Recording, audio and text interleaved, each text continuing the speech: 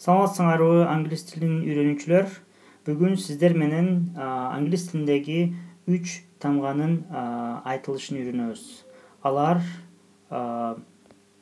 P англисчедеги T and K.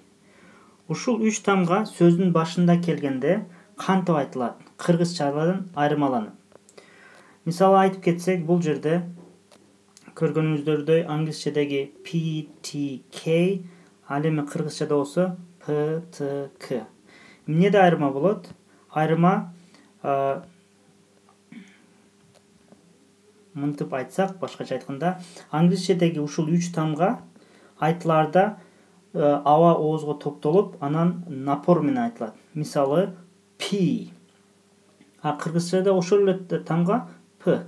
Басымы жок эле айтылат. Бул жерде T, бул жерде T. K, K. Көргөнүңүздөрдөй, мисалдар айта кетсек, мына. Караңыздар, кыргызчада кандай экен? PTK, англисчада PTK. Кыргызча сөздөр айта албайт. Пери, пияз, пикет, пакет.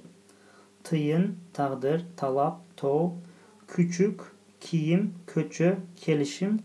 Ошол эле тамгалар менен башталган сөздөрдү англис тилинде айтсак, P'ны катуу напор менен айтабыз. Pen, picture, pop, put, pause.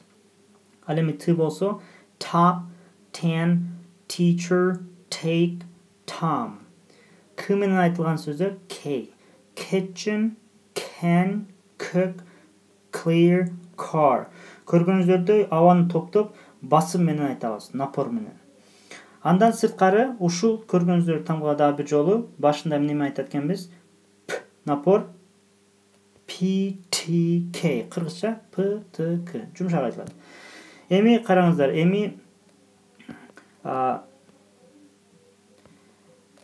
ошол эле тамгалар дагы бир жолу айтылайлы. PTK. Бул жолу сөздүн аягында келип атат. Көрдүңүздөр, сөздүн аягында келип атат. Сөз ушул тамгалар менен бүтөт экен.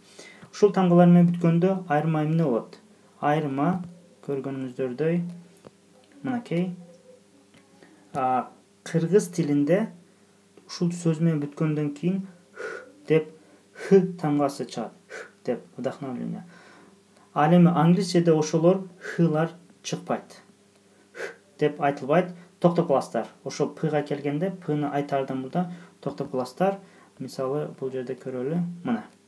Караңыздар.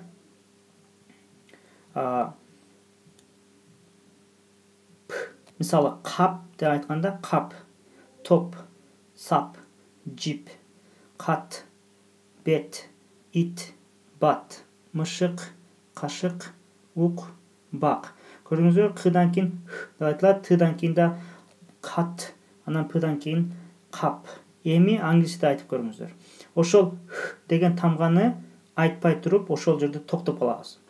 Мисалы англисче ушул сөздү айтсак, shop. Көрдүңүздөр, пны оозубузду жаап, ошол жерден токтоп калдык. Үн чыгарбайбыз андан кийин. Top, pop, cup, up. Ал эми Т болсо да ошондой эле Тны билесиздер, тилибиздин учу тишибизге тийбей артында тососуздар. Hot, but, shot, put, cut. К да ошондой эле tick, book, cook, look, pick.